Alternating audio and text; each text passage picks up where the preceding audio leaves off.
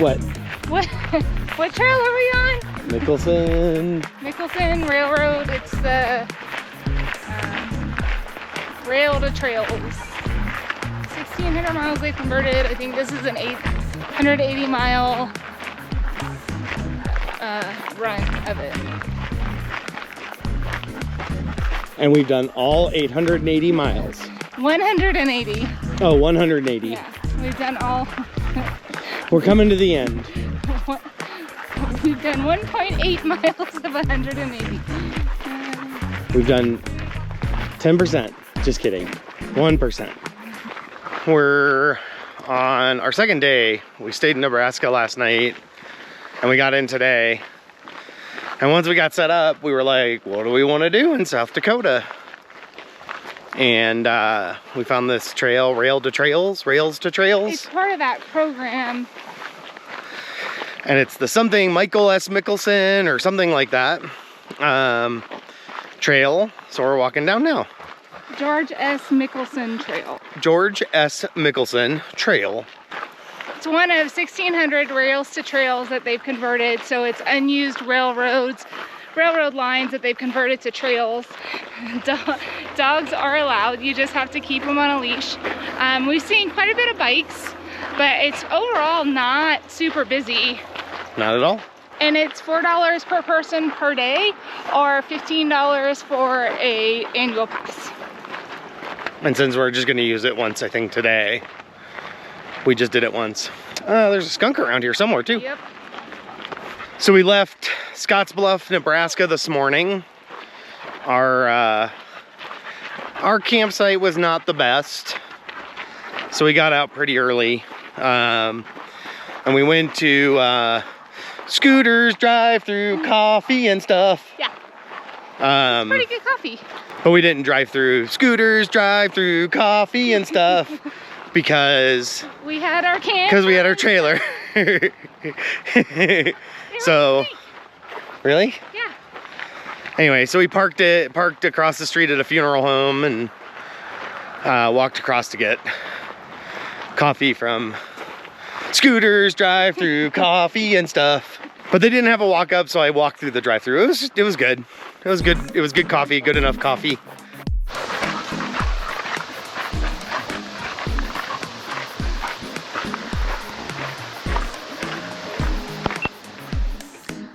Good old Mount Rushmore. I think we did it the right way. I think so too. I wasn't expecting this. I was gonna assume that we did this backwards, but I'm pretty sure we did it the right way.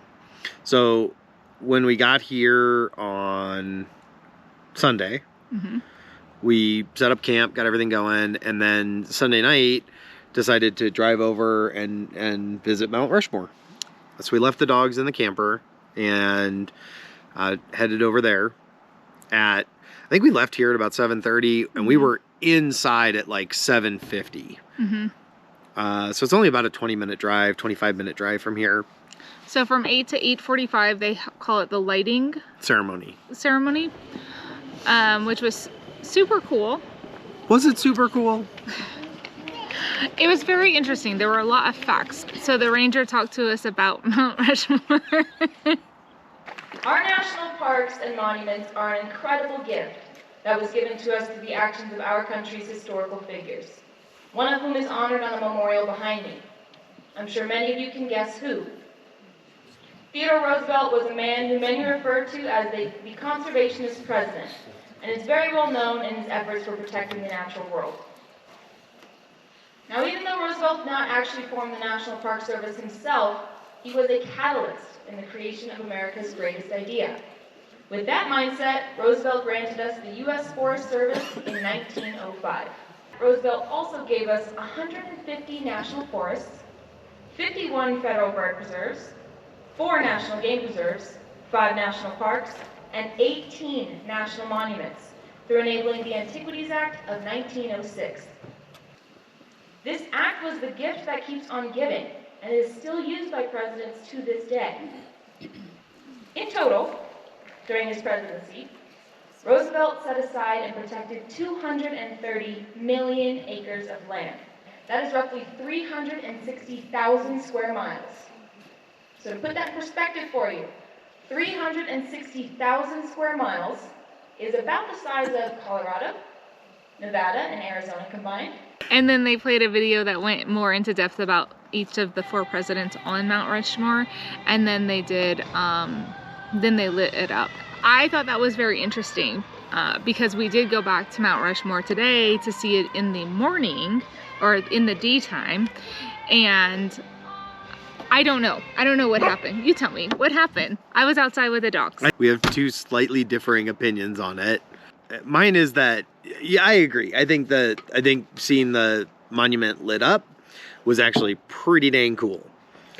The video itself was not abundantly good. It gave you a little history as to why each president was chosen and a little bit about each president. Not many people know about the 1st president and the 3rd president and the 16th president and the, the other one. 20th? 20th and the 20th president. Now we're gonna look it up, make sure. 26th. So not many people know about the 1st president and the 3rd president and the 16th president and the 26th president. Yeah, that happens all the time. People are like, who was the 1st president of the United States? That one people know. And who was the 3rd? Oh, that one people know too. And the 16th? I don't know if you guys have heard of Abraham Lincoln. But man, were my eyes opened. Anyway, I think it was an interesting video. I just think it was kind of, I think it was a lot for naught. But I do think it was cool that they did the video and then lit up the monument. And even better than that is when we showed up, it was so dark you could not see. Yeah, you couldn't see the monument at all. You couldn't see the monument at all. You could barely see the outline of the top. Right. We did that on Sunday night, and then today on Tuesday, we went over to visit during the day. I have very similar opinions of Mount Rushmore during the day. It is good. I wanted to go. I like that we went and saw it. I think it's very interesting to go and see it, but it's one of those, I think I was a little let down. I think I was built up in my mind, and I think I was let down by it. Well, part of that is there was a lot of work that went into it. It's not just a natural phenomenon. But you don't see, you just see the results. It would have been of the a work. whole lot cooler if you could see them working on it. No, if it had been a natural phenomenon. Just naturally. The 4 presidents, got it. The 4 presidents were just part of the mountain. That would have been more interesting. We did look up in advance and we knew that the dogs were allowed in the parking area and then on Blackberry Trail. So while Nick was looking and taking pictures and video of it today, I could see it from afar, but I was maneuvering the dogs through the parking lot over to the trail. But you're saying you saw it from afar, and I'm saying the parking lot's no closer technically than the amphitheater. Yeah. Like you saw what I saw. Right. I'm making lots of jokes about it. It's good. It's interesting. Yeah. But ultimately I was let down. I had it built up in my head. You can't see us anymore. So how long have we been talking and you can't see us?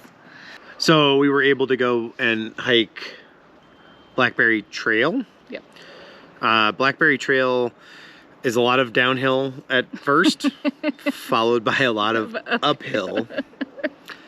But we were the only ones on that trail. Yeah. Like there was nobody back there. Yeah. So it was kind of nice to go on a kind of a hike that nobody else was on. Yeah, we went out for about half a mile. Then it started getting to be a super steep decline, which we knew was going to be a super steep incline on the way back. So we went ahead and turned around and hiked it back. Lou is 12, so the strenuous hikes just don't go so great for her, and I wasn't really in the mood to carry 45 pounds uphill. I think she's 51 pounds. I wasn't really in the mood to carry 53 pounds uphill. I don't like that we're going down, down, down, down, down.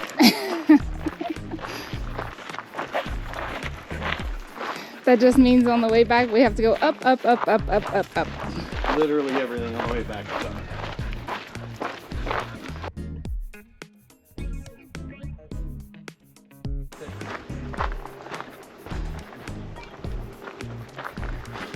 going down?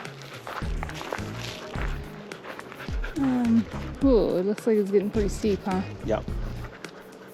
Okay.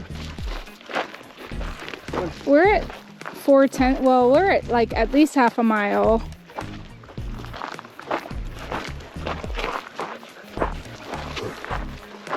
Oh, she's never gonna jump this.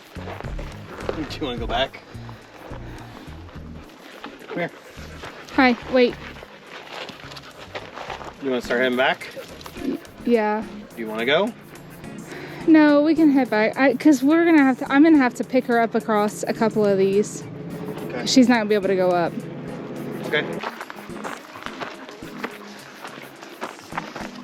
No.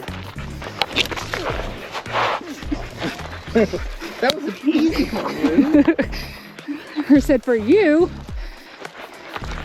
If Bosley can do it. Come on, please. Sit. Sit.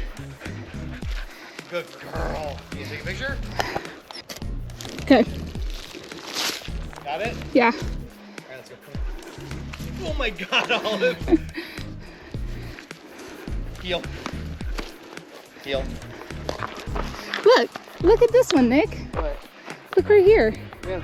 It's really cool. We know where to park. Park in Level lot 3. So if you go to Mount Rushmore, park in lot 3. It's almost always open and available, and it's a great place to park because it's easy to get out. It's also the same level as the entrance, so you're not climbing up or down to go. There is an equivalent on the other side. I just don't know what that is. I have no idea. I don't know what number it is, but lot 3 on the way in is super great. So yeah, that's kind of our Mount Rushmore story. Yeah. I don't think there's anything else there.